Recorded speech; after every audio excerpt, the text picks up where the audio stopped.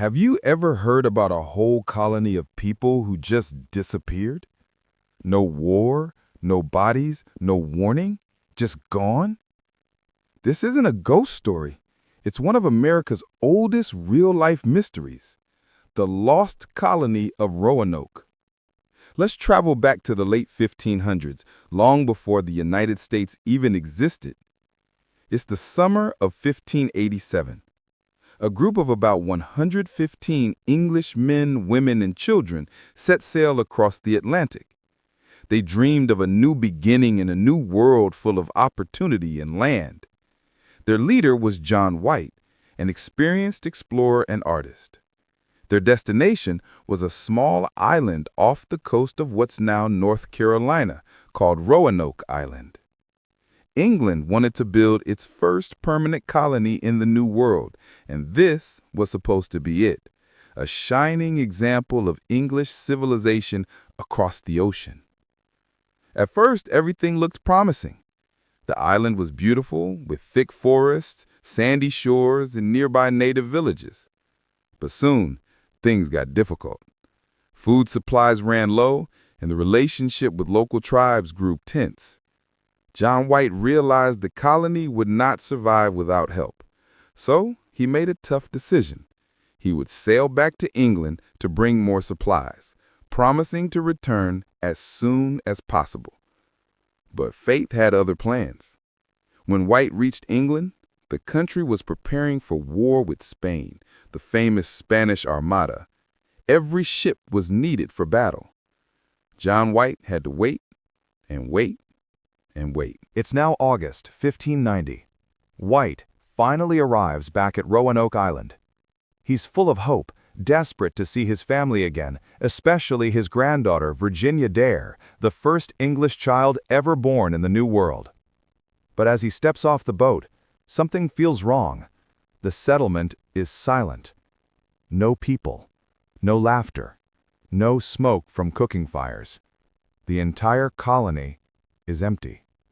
Houses were taken apart, not destroyed, as if the settlers had calmly moved somewhere else.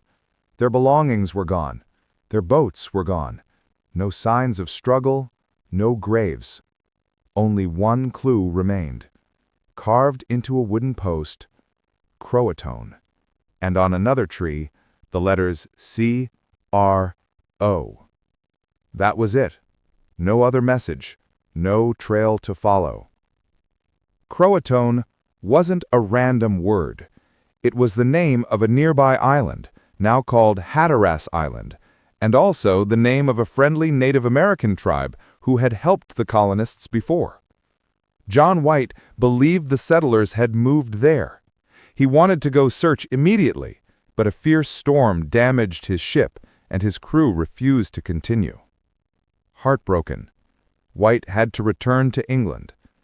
He never saw his family again, and the lost colony was never found.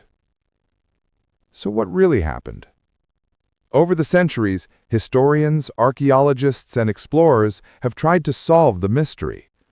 There are a few major theories. The first theory says they joined the Croatoan tribe. Some believe the settlers moved to Hatteras Island and lived peacefully with the native people. Later explorers reported seeing Native Americans with gray eyes, lighter skin, and even English words in their language. Recent archaeological digs found pieces of 16th-century English tools, possibly belonging to the colonists. If true, it means the colony didn't vanish, it blended in. The second theory is darker. Some think the settlers were killed or captured by hostile tribes. There were food shortages, disease, and tensions all around. It's possible they split up to survive and were eventually wiped out. But again, no solid proof, no graves, nothing conclusive. The third theory says they tried to sail home. Maybe they built small boats, desperate to reach England, but without proper ships or navigation, they would have been lost to the sea. The fourth theory involves something called the Dare Stones. In the 1930s, people found stones with carvings claiming to tell the story of Eleanor Dare, John White's daughter. The stones describe sickness, death, and moving inland. But later, most were proven to be hoaxes. And so, the mystery continues. What's haunting about Roanoke isn't just that people disappeared, it's that they were families, ordinary people chasing a dream of a new life, and they simply vanished from history. No records, no closure, just one word, carved in wood: Croatoan. Even today, the island feels different. Visitors say the air is heavy, like it remembers something the rest of us forgot. The wind hums through the trees, and some say you can almost hear the faint voices of those lost settlers calling across time. So, what do you think? Did the Roanoke colonists live on as part of Native American tribes?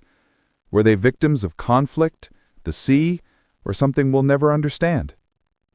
Maybe the real answer isn't just about where they went, but how every new beginning carries a risk of being forgotten. History is full of unsolved stories. The Lost Colony of Roanoke reminds us that even the greatest adventures can vanish without a trace, leaving behind only questions and one single word carved in wood: Croatoan.